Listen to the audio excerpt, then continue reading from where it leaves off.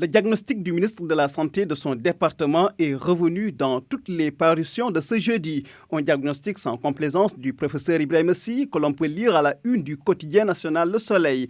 Déjà, retenez que 399 salariés sont payés depuis 10 ans à ne rien faire. Sud Quotidien exhibe les chiffres du mal. 1080 agents sont en situation irrégulière, dont 480 présents dans la base de données du ministère de la Santé et de l'Action sociale, 600 agents fictifs dans le fichier de la solde et non répertoriés dans la base de données du ministère. Lors de son face-à-face hier avec la presse, le ministre Sy a aussi relevé la situation relative à des dépenses exécutées mais non encore justifié de près de 800 millions de francs CFA concernant le programme national de lutte contre le paludisme pour la période 2018-2020.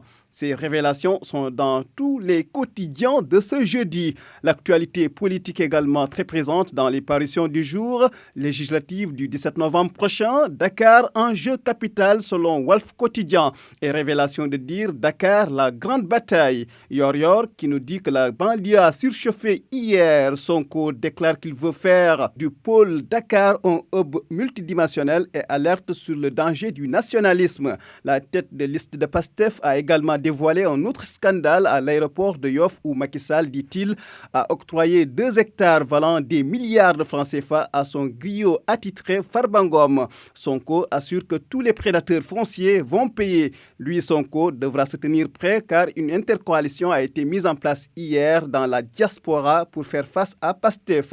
Selon la tribune, il s'agit de Diamak Ndiering d'Amadouba, de Samoussa Kadou de Barthélémy Diaz et de Tako Walou de Macky Sall. Thierno Alassane Sall de Sénégal Kessé parle d'alliance contre nature qui ne répond pas aux valeurs de notre pays. À la une de Les Échos, procès en diffamation qui oppose Pierre Goudiaby Atepa au journaliste Adama Gaye. Atepa réclame 100 millions de francs CFA. Cette procédure judiciaire fait suite à des publications d'Adama Gaye concernant des accusations de malversation, notamment sur la gestion de la Maison du Sénégal à New York, dans lesquelles Atepa est directement impliqué selon Adama Gaye. L'ancien ministre des Finances et du Budget, Mamadou Moustapha Ba, a été porté en terre hier. Le Soleil qui lui a rendu hommage en mettant à sa une Adieu Almami nous apprend que l'hôpital militaire de Ouakam a refusé du monde lors de la cérémonie funèbre. Des pluies de témoignages, les uns plus poignants que les autres. Le gouvernement représenté par l'actuel ministre des Finances, Cheikh Diba, et le ministre des Forces armées, le général Biram Diop. À Nioro, où il repose désormais, l'émotion était à son comble.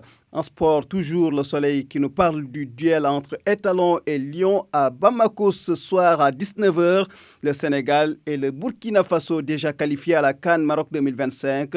Mais le principal enjeu de cette rencontre sera la tête du groupe L.